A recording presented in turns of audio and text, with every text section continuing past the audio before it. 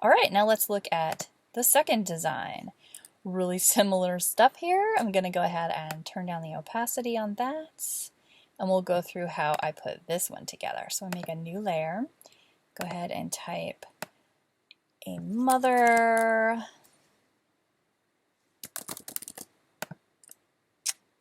I think I made it too big. Okay, so this is the serif. Let's grab that. It's huge right now. It does not need to be that huge. And I think I'm just going to center it. Okay, it's going to go right about here, but a little bit smaller.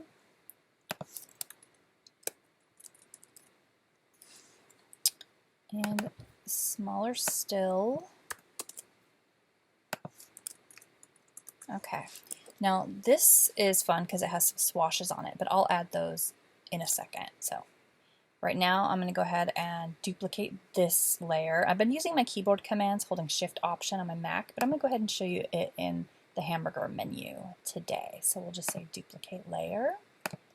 Alright, I like to put it below. Like I said, I just like things to be in order, top to bottom, and drag it down. I'm going to say understands. Select all of it, change that to the that is the sands. Make it a little tiny bit smaller and scooch that into place. And then we're going to duplicate that, drag that down. I guess I'm going to say what a child. It also has to be bigger. And going to change that to that fun decorative font, the Indigo Summer Serif, and make that bigger.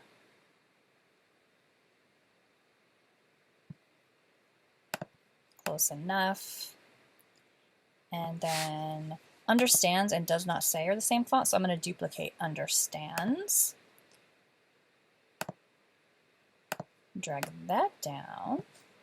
And then pull it down here. Does not say. And I think that's actually better aligned than the original, so I'm going to leave that as is. So now we need to get those little swashes, right, next to A and R. So that's going to require this little menu here. It's called Glyphs. You can go up to Window and down to Glyphs to open it. I'm just going to open it here. You can see all of the glyph options if I just drag this out. There's a ton of neat options. You can say for the entire font, alternates for selection. Just play around in here. It's all good stuff. But I want to add a swash before and a swash after. And I have swashes down here, but since I've already been playing with this, I think I actually already have it up at the top, possibly. So let's go ahead and we're gonna get into that font. Oops, a mother.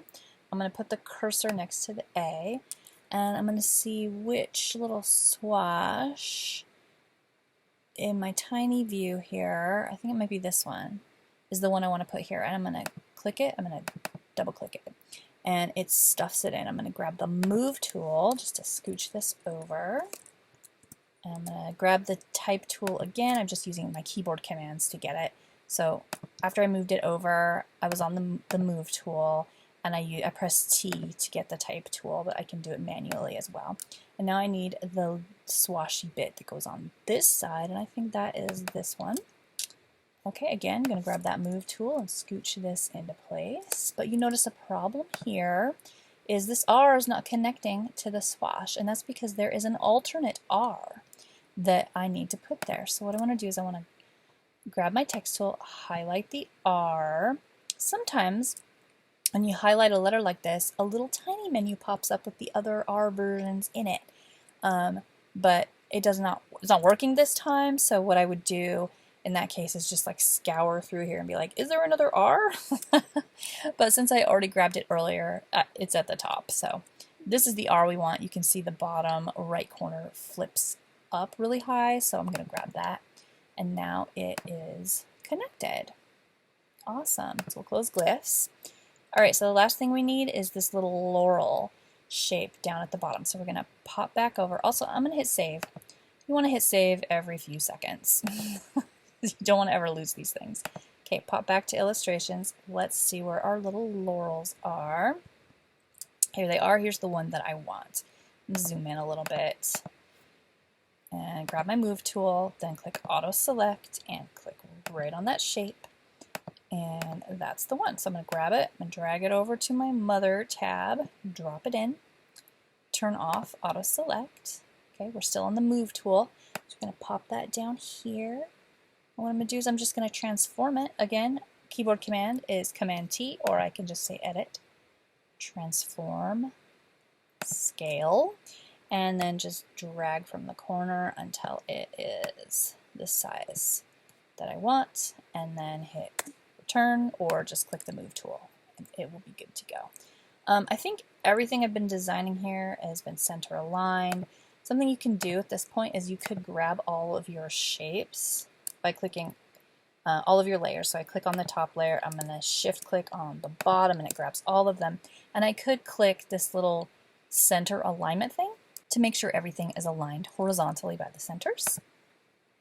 And you can see it shifts things a tiny bit. Sometimes things are mathematically aligned, but it still, to your eye, doesn't look quite right. So then you can shift things a little bit. I might be like, a mother looks like it's sitting to the right a little bit too much. I'm going to scooch it over. Even though technically it was already centered, sometimes just by your eye, it feels better if you adjust it a little bit.